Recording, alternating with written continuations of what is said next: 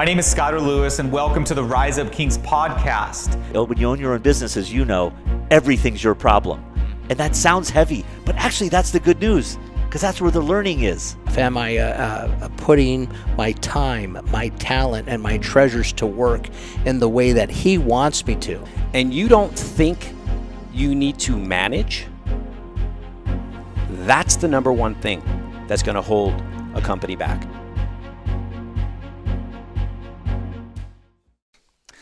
I'm very excited about this show. We have one of my really good friends here, Amit Kothari, and he's a world-class guy. He's one of the most talented people that I have ever personally met. He has coached some of the world's top companies. He's worked for companies all the way up to $7 billion, and he's built 2 multi-million-dollar companies within a 4-year period and has grown them over 300 to 400%. He's a family man, has 2 kids and a wife, travels internationally, has ran global businesses, and he's also the incoming president for a entrepreneur organization, the world's largest entrepreneur organization. He's the incoming chair for the Orange County chapter. So Amit is a quality individual, and I'm excited to have him here as a part of the show. I'm glad you're here, Amit. Thank you for having me, Skylar. It's been a long history between us, and we've both grown in that time, and I'm blessed. I feel blessed to be here, and I can't wait to share with everybody what we got in front of us. Yeah, no, you've had a pretty incredible journey in your experience from being a CFO of a pretty large company and then starting your own business and then now becoming the president, the chair of this chapter. It's been a great journey. What would you say?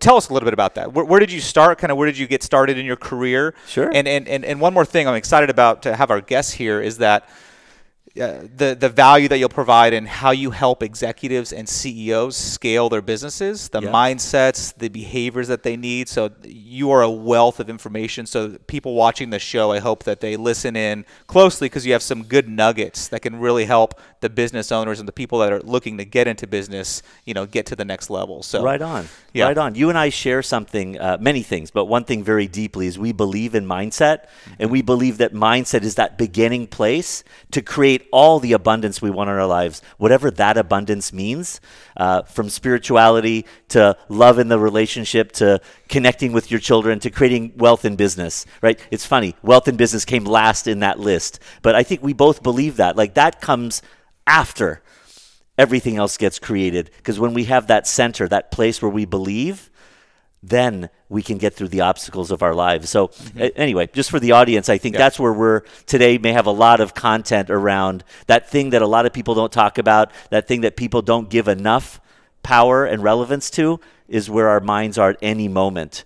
So our practice within Kothari Leadership is to focus on the whole big picture of creating growth, but it is majority focused on the mindset of the CEO, because every second we have the chance to go to the left or the right on the fork of the road in picking where we choose, where we take that next step. So I think you and I both would agree. We have a lot in common on that side of things. So as far as your journey, how did you get to where you are now? Where did you start? Actually, you can even feel free to start with some of your family, your background, and Sure.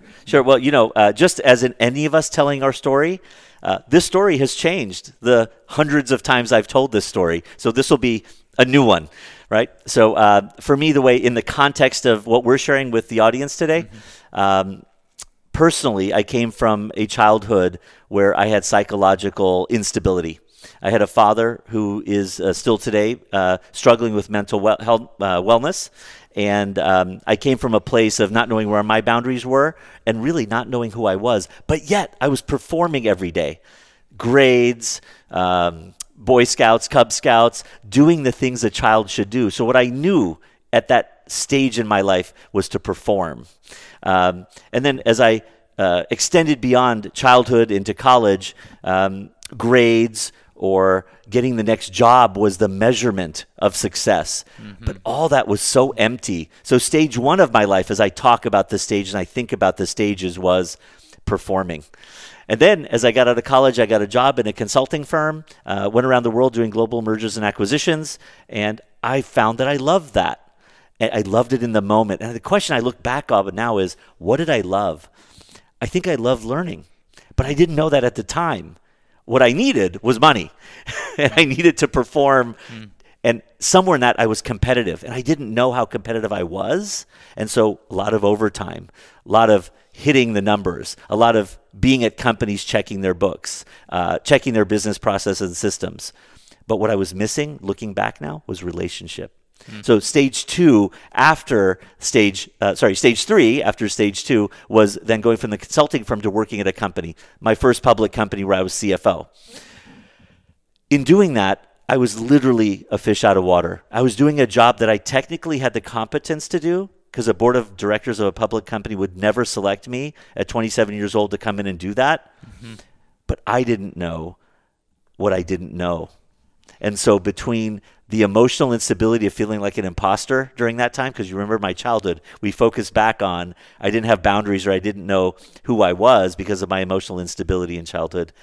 During the time I was professionally succeeding and growing a company 3 to 4x with the executive team, I had all the outward success, but inner emptiness. So somewhere in that time, I found an executive coach named Vance Caesar, and he became a surrogate father to me to this day. Love him dearly. I'm so blessed to have him in my life. And I began learning more about leadership and put finance behind me. So stage, whatever we're on now, I think it's 4, I went into working at a private company that we grew 4x in revenue the next 4 years as COO, not just CFO. And so I took on another job where I didn't know what I didn't know. And what I awoke into in that time was it was more about leadership than about technical knowledge. And it was more about connecting in relation and now starting to build vision. So I started building an awareness of strategy. And then finally, stage whatever we're on now, I got into being an entrepreneur. But interestingly, in moving from a successful exit of that private company into being an entrepreneur, I learned that I had to dig down into my mindset and have the wherewithal to face all the pressure, the self-doubt that came with owning your own business. And I learned how easy it was, relatively speaking, to the executive of the company in my last stages. Because when you own your own business, as you know, everything's your problem. And that sounds heavy, but actually that's the good news, because that's where the learning is. So these are some of the stages I've gone through in my professional side. On the personal side, having 2 children through all this, funny story, we talk about this with some of the people who did this together. I birthed an M&A deal with my team while my wife birthed our first child, our daughter Maya. So that was sort of a big connection between personal and life, right? You closed on the deal at the same time. So over $100 million deal and a definitely $100 million child. And so we had 2 children in that time. And I had to transition how I use my time. I had to transition, wanted to love my wife and spend time with her, wanted to love my daughter, and then my son Kenji came along. So you just imagine as the career is growing, the life is growing. And you and I talk about this a lot. How do you make the time, and how you decide where to spend the time, and how do you have the mindset to build the life you want rather than being a victim of what is happening around you? That's great. I haven't heard that journey from the start to the end to where you are now, so that's pretty neat seeing that, and it helps give some background, some context to how you become and how you're so dynamic, right? Because of the challenges from coming from a home where there was some maybe a little bit of chaos and some instability and some mental health challenges, which I actually had some, my mom struggled with bipolar and it was back and forth, and it was interesting kind of growing up with that. And so from growing up with that and then kind of building confidence at each step, right? Learning something new, developing a new self-esteem in a different area, and then taking all of those life lessons to where you are now, which is coaching and supporting CEOs and executives of medium to like really, really, really large companies. And your experience up until this point, right, has got you where you are. So that's kind of the way I look at things. I feel like life is a journey where we the things that happen to us, the pain, the challenges, the struggles, those were put there on purpose so that we could serve and provide value to other people later on, right? So all of those challenges and the things that you've gone through, the ups and downs, enable you to have the awareness, right, to coach executives that are at these high levels where there's a huge amount of stress, and you were there. Yeah. And then from that experience, now you can go serve them and help them have the right mindset and belief. So I think it's just incredible. I don't know. And so I'm getting some more context to your dynamicness and your ability to play at such a high level came from some of your, Well, I think this, you and I always find something amazing to talk about. So I just got sparked by something you just said. Yeah. We talk about mindset, and we talk about those experiences. In that moment, that experience was pain. But as you and I now have flipped the script, that experience is literally experience. And we have learned to take that experience and parlay it into something. We don't always know what it is, but now we know it'll be something for where we're trying to go, you and I, and others that we help, into something bigger. Whereas at one point it was pain and something we wanted to resist. And somewhere in that resistance was not learning to get through it.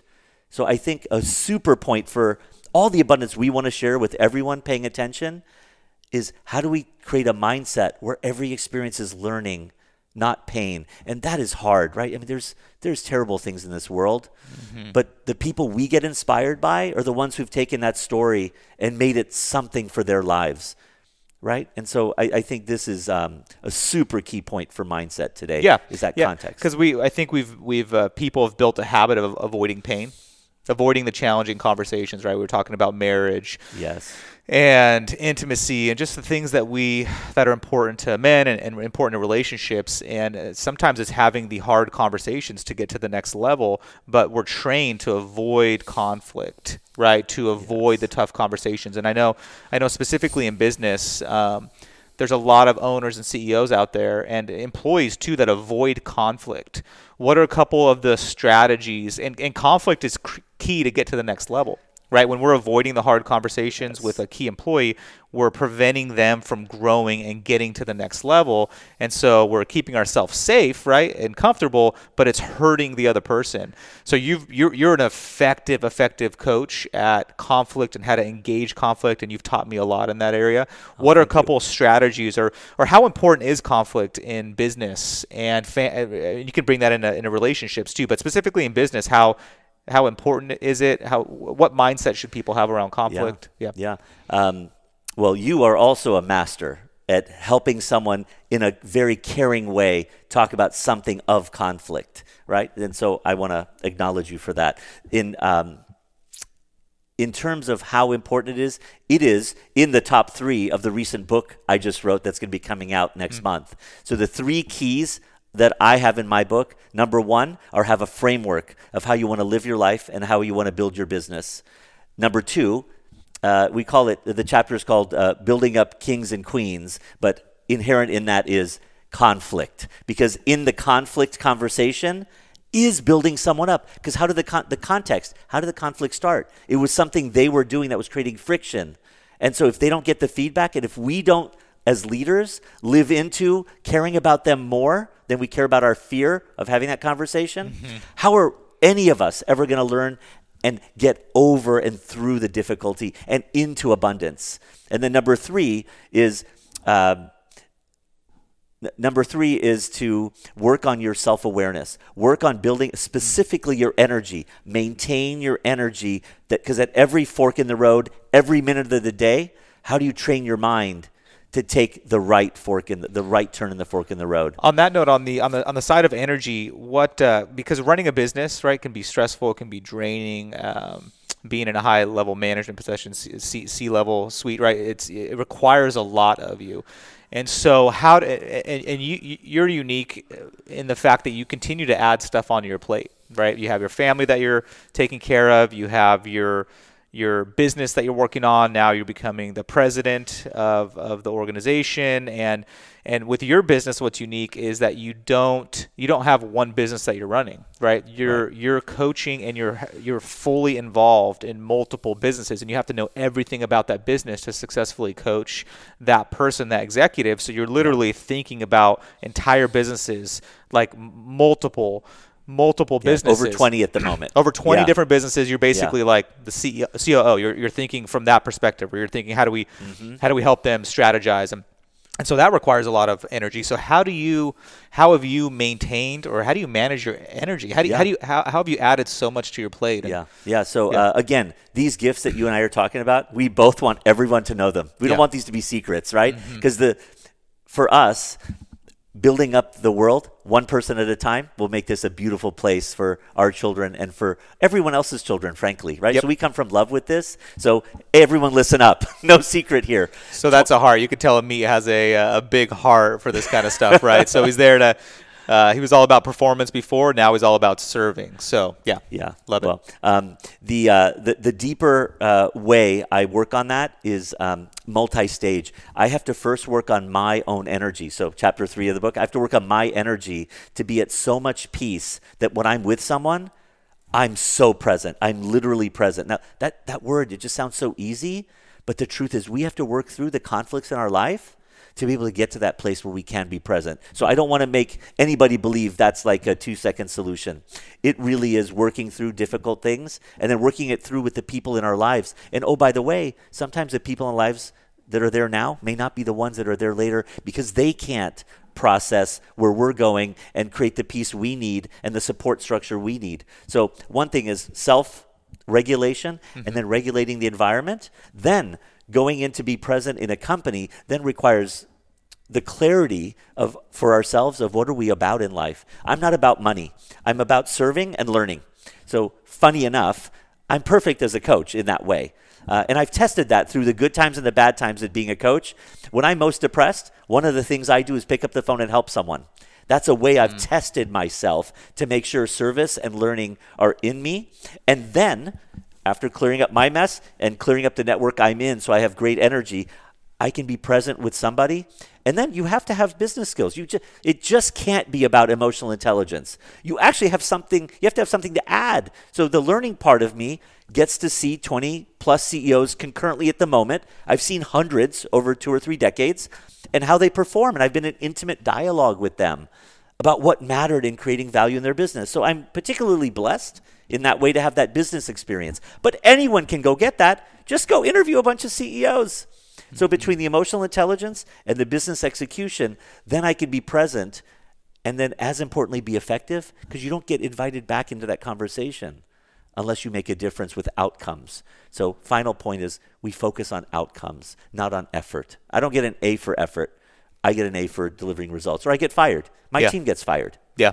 So for me, some of the things that you've taught me about energy and doing things that are in my kind of zone of genius, as another author puts it, helps me to have more energy to go produce the results, right, that are necessary and obviously executing the strategy. I remember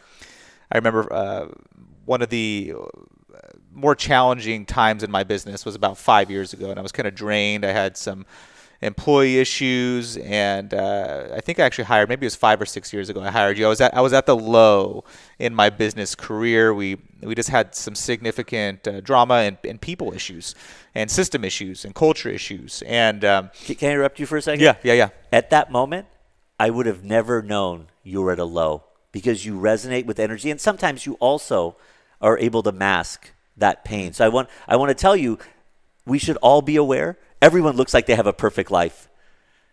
And then there may be something more behind it. I just want you to know you're very authentic. And you weren't being inauthentic at the time. You were just carrying a load on your shoulders. Yeah. I just want to acknowledge that. Yeah, I was having to show up and still be the leader, right? Right. Even though in my mind it was very stressful and a really challenging time. Yep. And so I just learned how to manage, and part of the things that helped clear up. For those of you guys that are watching, if you have a business that might be challenging, or you have a team that you're not fully collaborating with, or business is just tough, one of the most profound lessons that you've taught me is that the team that I have around me will be the biggest thing that will energize me, right? So, so I had a team at that time that drained me. Right, I didn't even feel like coming to the office sometimes because there were some people that I had significant conflict with that I knew I couldn't work through, but I still had them on the team. Yeah. And so you helped me get clear, and actually we went and we cleared up about 50% of our team, or maybe over 50%. It was it was an interesting time, and so from that, I was completely re-energized. And there's people out there, and it's a sad thing. There's people out there that are running companies that are draining them, right? The company's literally draining energy from them.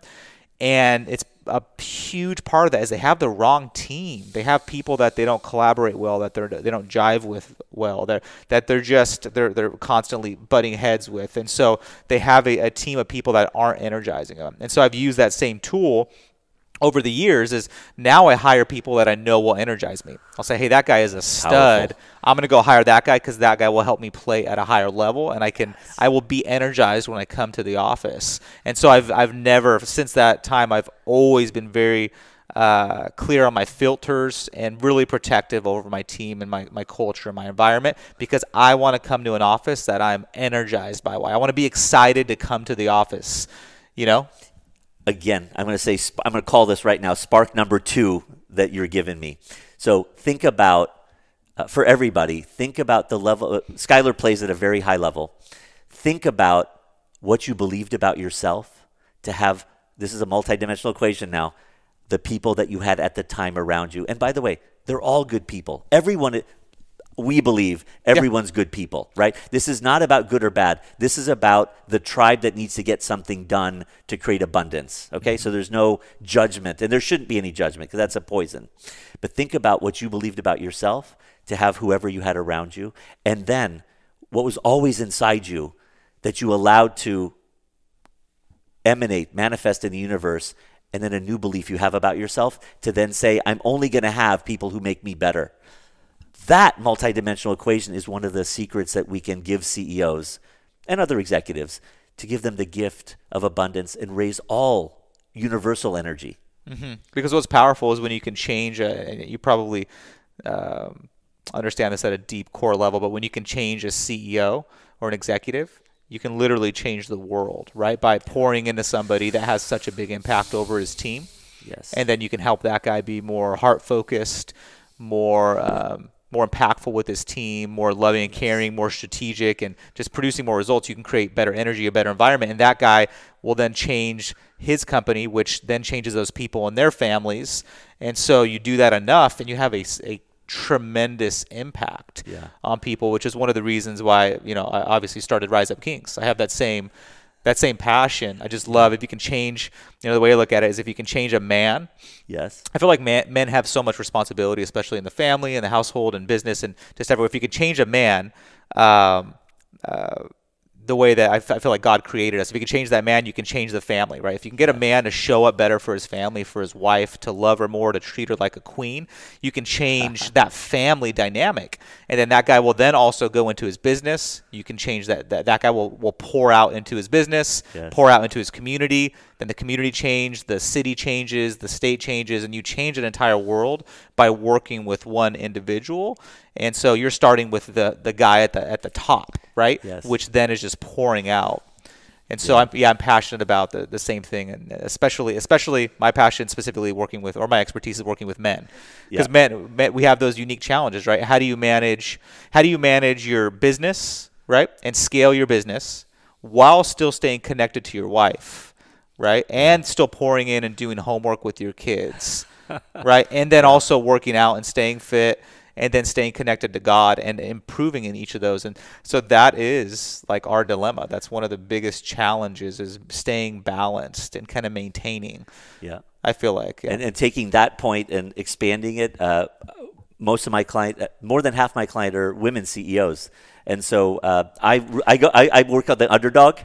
That's an even so my general manager, the lady that runs my entire company, Stephanie. If you're watching this, you are a badass. She is badass, and she is a badass. I know. So I love it. I love having a female that's like dominating. She's doing an incredible job, and we actually started. She came in as an office assistant like 6-7 years ago as an office assistant. We poured into her and developed her. Now she's just a beast. She's like running the entire company, and we're in the restoration industry, right? We're in the restoration space, and so it's the construction space with the female general manager. It's pretty freaking incredible. And so I only go to the office 2 days a week, And so she's running the entire company. Yep. And I go just to check in with the team. So women are powerful. And as you know, my wife, she's also a powerhouse too. So it causes me to step up my game. Yeah. And being around you both, a blessing for me has been around both of you. I get to reflect on how I want to improve my marriage, and I want to improve my relationship with my queen. And then I see Jessica now writing books, and I see her making an impact on children. And then I say to myself something you said a few minutes ago, hey, I got to pour in a little bit into Skylar, that you're already talented, but I got to be a part of that. And now I get, for decades of my life, I get to pretend I had something to do with your ascendancy and your impact on the world. You definitely did. That gets me like right in the heart. So it's a blessing. Yeah. What do you think are the top? You've studied the mind. You spent a lot of time studying the mind, the brain, behavior, why we do what we do. What do you feel is one of the top 2 or 3 things that a human being can do to be more effective in life? Yep. If you thought about it, what are the 1, 2, or 3 things that are critical, especially kind of more higher level, like business owners or executives or people that are trying to do something big in their life? What are a couple key skill sets or behaviors or mindsets if you were to think about this? So I like to be pretty practical about these kind of questions. And being around CEOs, I particularly have a focus on them. So it's a thing I spend a lot of time on. And I also get to see, as we both know, I get to see the messy, right? You get to see what's real behind what appears to be easy, simple, boats, cars, whatever. But, it's funny. How many books do you read about CEOs and bankruptcy? How many people want to put a title out there? Hey, I'm bankrupt. It's not something people do. So I guess I'm going to answer this question from the context of, what do I see when times are tough? Yeah. What I see are people disengaged. What I see, and I have right now a couple of CEOs who don't want to show up to work. What I see are CEOs who have litigation with their ex-wife that they can't get out of and don't feel they can see the way through the company funding that burden that they have. What I see is a mother who can't see her children because of the litigation in the marriage. So that's real. So how do we then take, in those moments, do some things, depending on the context of the person and their mindset? We do a couple of little things. We try to take little steps. We try to micro slice time and success. So instead of trying to say, hey, let's fix the company, we say, hey, let's get this quarter's cash flow to be at a place where you can fund that immediate bill you have. Knowing all the while, there's this much bigger loan that's got to be paid over 2 years, but we got to micro slice time, because what do we have to do? We have to rebuild hope.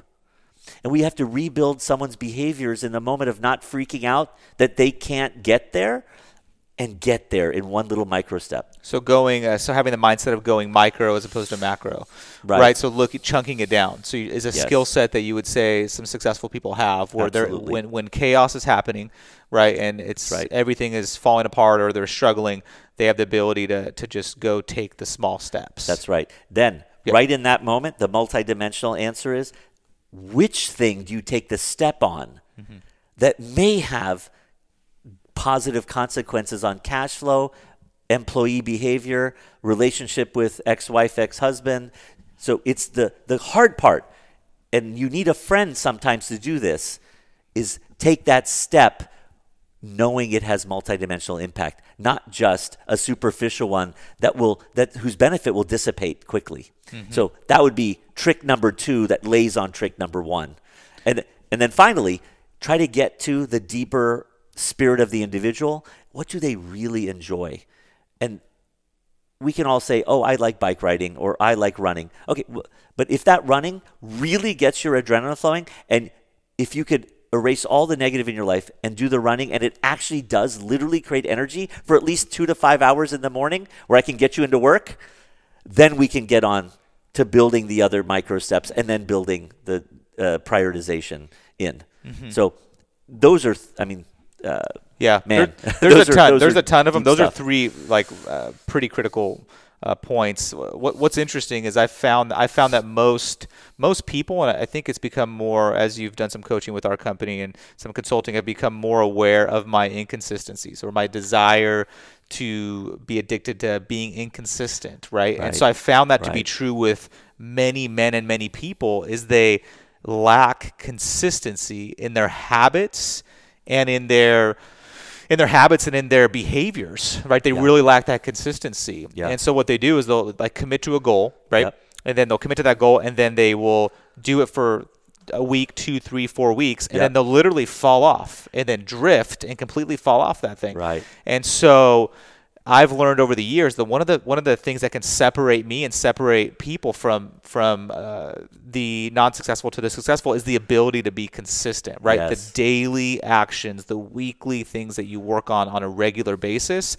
will create success, and that will separate you from the pack. Just that one habit or that one skill set of whatever you commit to, you follow through with it, is so rare in today's I feel like in today's marketplace, where people literally, they'll set a goal and they'll fall off. They'll set a habit, they'll fall off. They'll go to the gym, they'll stop going to the gym, they'll go, and they believe that it's okay, right? That it's okay to be inconsistent, when in reality, it's damaging them and it's damaging their confidence, and it's really hurting a lot of different things. So think about what you do in your current life and your current new business today. You help people become aware of that, and then you not only inspire, but you have disciplined systems, because one of your many talents is also implementing systems. You create a system around them. What I'd add to that, and you do this, but just for the audience, we also talk about what are your true inner motivations. And I've said I'm clear, mine are service and learning.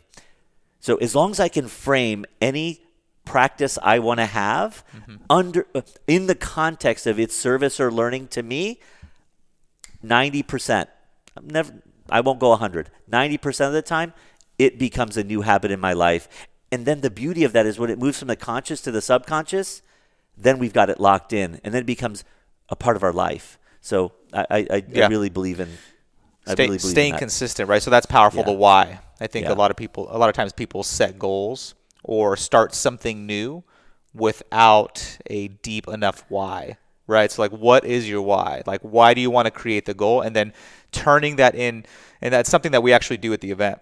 So at the Rise Up Kings event, the 3-day event, we do some pretty intense exercises and some experiences, but we attach it specifically to their why, right? So why are you willing to go through pain? Why are you willing to, like we talked about in the beginning of this interview, right? Why are we willing to go through this discomfort, right? Because that's the key to get to success, is through some of these uncomfortable, being uncomfortable and going through pain. And so how do we get people to it's their why? And so at the 3-day event, we do these things and we just ingrain their why, right? And most of the time, it's their family. It's not the money, right? So it's like, hey, why are you going through this right now? I'm here for my family. I'm here for my family. Well, who specifically? I'm here for my wife. I want to be a better father. I want to be a better husband. And you make them claim that, right? Super clear. We make them claim it. And then it's literally like burned into their mind that when they go back after 3 days, they say, I know why I'm willing to go through everything. I know why I'm not going to quit on my wife. I know why I'm not going to quit on my business. It's because my why is so deep and it's heartfelt, right? As opposed to, hey, why'd you set this new goal? Oh, I just want some more money. You will not do that long term. Like, the only way to stay consistent and to do things of purpose and of meaning is to get really crystal clear on your why. And what you allow that space for people, think about it. Everyone here listening can go, oh, that's easy. I can do that in my bedroom. I go, oh, I know why.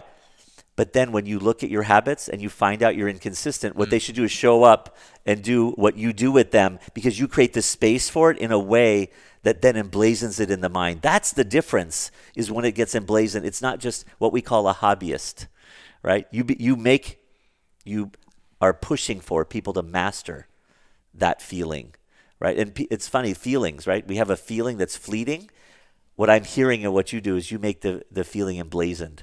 That's the difference, right? That's the difference. Emblazoned. Yeah, I haven't used that word. So that's that is a difference, right? The difference maker from somebody creating insane results in business and in life. Like, you're on a mission, right? You're on a mission to serve people, and your why is very. What real quick? What is your why? So my why is to be a catalyst for leaders to find their abundance. It's that clear. Because in that abundance, you notice it doesn't say money, because, again, I don't care. I care that we create abundance because I want love. I want gratitude. I want people to find their safe space. I don't want the leader to do it. I want them to create that for everyone else, because I want this world to be a better place. So in my tiny way, that's how I do it. Man, I love it. That's what I get up for. I don't know if if you're aware, of anybody watching, his voice bumped up a couple decibels when he started talking about his why. Yeah. And so I think everybody watches this, we have to get clear on what is our why and what are we willing to go through for that why. And if that why is not strong enough, like, you aren't going to be willing to go through the pain and the struggle if your why isn't deep enough. So just stop now. Just stop now. Don't even set that goal if you're not. It's not worth it. No. I got to meet Simon Sinek about 5 or 6 years ago, fantastic. when he wasn't as big as he is today. Yeah. Because I just went to go see him 2 weeks ago. Couldn't get to shake his hand. Okay, so he's gotten big time. Yeah. But from that time, I didn't just go to his session and meet him and shake his hand and get his book and talk to him. I did the work. So the thing I just did, where you notice my energy pop up, is I've done the work in therapy. I've done the work by myself. I've done the work with my team. I say this stuff to my clients because I don't care. I want to work on me being better, and I'm not shy about that. So when we're open that way, we also give everyone the chance to speak into us and also challenge us and say, hey, that you're not really about your why. What the heck? So in opening it up and then having others give feedback is also part of the journey, and part of the success model is not to be afraid. Don't have that third rail that you don't want to touch. State your why and then be openly telling everyone so they can all tell you you're full of shit. Sorry if cursing's not. No, go for it, dude. Okay. Speak it, brother. Full of shit. Because then if you want to be real, Yeah. that's stepping over that third rail. And then you have the chance to create catalytic results, compounding results. You're in Rise Up Kings. I know you, so I can say this, to create transformational results for people. I do what I do, not to be a consultant to get paid and for my effort. As I've said earlier, we're paid for our outcomes. I'm into the result. And so we're talking about the 10% of performance. We're not talking about daily performance. We're talking about extra 10%. So anyone listening needs to listen to this input from the point of, if you want to be a master of something, not if you want to be a hobbyist. The rest of you, it doesn't matter, because you'll doubt it. You'll question it. You'll say, hey, I'll do it later. And that's okay. When you're ready, this is where you should come back to, because it comes from the why and the mindset. And the results will follow. Love it, man. Passion. Yeah. Right? Yeah. It's different. It's different when you live life with something that you're passionate about, Yeah. a mission and your why, and I can see Yeah. that come. I can see that come out in you. What is a? Are you allowed to? Have you mentioned the name of your book at all yet, or you're not throwing it out there yet? You don't have to if you don't want to. It's gonna come here in the next few weeks. Okay, cool. But I've given the 3 chapters already to everybody. The 3 key things to be a leader. Yeah. Number 1, have a framework for success in business and life. And we have we give you our framework. Number 2, work on making people kings and queens. And what that means is have conversations in conflict with purpose. And number 3, work on knowing your energy and building your energy for every moment you have to make a decision. And hey, Skylar, here's a good one that's off script. How many decisions do you make a day that are critical? Just make a guess. As a leader of the many businesses you're a part of the beautiful family you're a part of the community that you impact, how many decisions do you make that are critical a day? Decisions are critical. Critical decisions a day. 10, 15? And I'm guessing too. I'm going to say 50. Right? I don't, because I have 23 clients who have a lot of things going on. Yeah. Right? Yeah. You make more than 10 to 15 critical decisions. My point is, what's the point? There are a lot of them. So what are we all doing bullshitting around, practicing half-ass? We have to have a mindset that we're empowered to make a difference. And if we believe that, then we will want to create abundance. We don't want to create scarcity, and we don't want it to be me, me, me. We want our teams and our clients and our loved ones and our communities to make choices around us. Why? So we can live in a place that we love. Right? That's a deeper place to come from. So now you've got me excited. I want to take us to a question that I don't have the answer to. Yeah. So recently, we all are aware of the coronavirus. And you are on the board with me of EO of Orange County, the most impactful place for entrepreneurs to join and make a difference in their lives and their businesses. We have a conference in South Africa, and we've had to think about what that conference means relative to being a board of volunteers who then have to travel to South Africa to go to a conference that EO sponsors. And so a few months ago, I began hearing about it. And you're aware, maybe 6 weeks ago, I started messaging to the group without knowing where this was going in this world of VUCA. Volatility, uncertainty, complexity, and ambiguity. It's a dark place that all of us leaders have more VUCA decisions that we have to make than we realize, because now we're used to making decisions with uncertainty. One type of uncertainty is, hey, I'm going to have to talk to this employee about their performance. But when you think about coronavirus and sending a bunch of volunteers who have families and loved ones and companies to South Africa to maybe not only get sick, but possibly get quarantined in South Africa, for the benefit of going to learn in a volunteer organization, then you think, wow, that decision has a lot of uncertainty, and the question is, what's the risk reward? So I went into a mindset of, how do I make a decision with that much VUCA? And so it started with, what do I believe? It went into, what do I believe about my people and my team? What are the consequences? What are the upsides? And I'll tell you, it's been an interesting journey. I've had to deal with some people, I would say laughing at me because they're too nice to me to do that to my face, but wondering why I'm a sissy and wondering if I should send people to South Africa when other chapters are sending people, not thinking about it. And from 6 weeks ago to now, the data's gone much worse. I'm not saying we should be afraid yet, and I'm not telling any of my members that they shouldn't go. I'm literally telling them it went from a required trip to a non-required trip. So I don't want to get too deep into this example, but I want all the listeners to think about what VUCA decisions you have in your life right now that have consequence. And how are you dealing with that uncertainty? That's deep. And how do you deal with it, right? Because we do, as a leader, that's a challenging decision that you're in the process of making, right? Literally. And we all make decisions on a regular basis that actually do have consequences when we look at the multidimensional aspects of the decision. Sometimes people just look at one part of it, right? Like, should we go? Should we not go?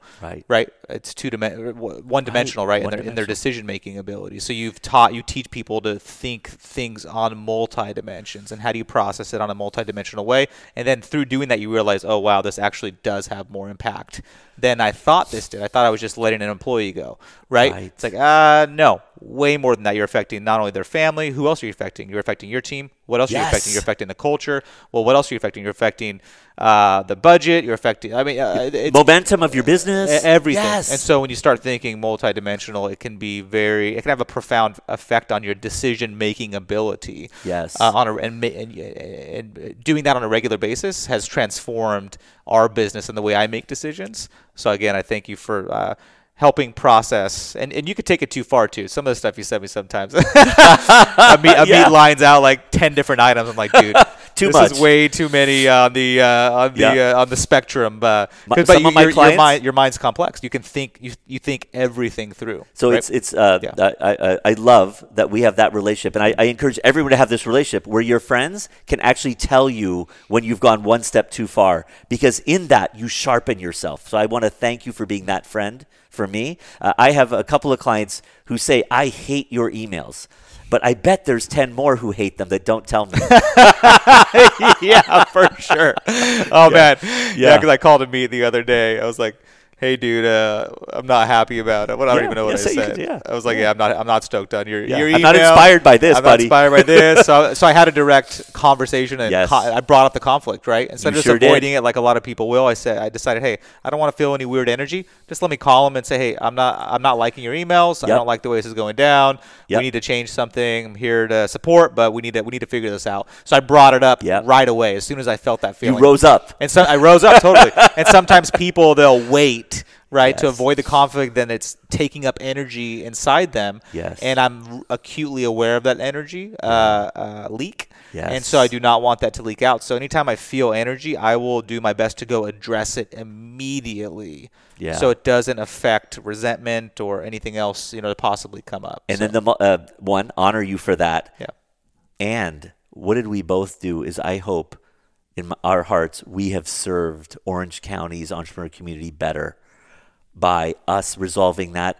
And not resolving is such it almost sounds like we got to zero. We didn't get to zero because this morning when we vibed again together on this, I'm at a +10 on the energy I was at already with you. So I think we added energy by creating deeper trust from which we both take another level up in our performance. And then we had like 6 other great ideas about how we would serve the Orange County entrepreneurial community. So it's amazing that there's this upside to resolving conflict. It's not getting to neutral.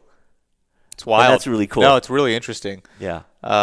What do you think, Amit? What if you were to leave? Well, I want to do 2 things. One, I'm going to ask a question, and then 2, I want to ask the best way for people to get in contact with you too, to not only get your new book that's going to be coming out, but then to also just reach out to you if they need coaching or need any kind of you're a pretty open book, so whatever help they need. What's one thing that you would want to leave the listeners or the people that are watching on the way that you have found most effective to live life? Yeah.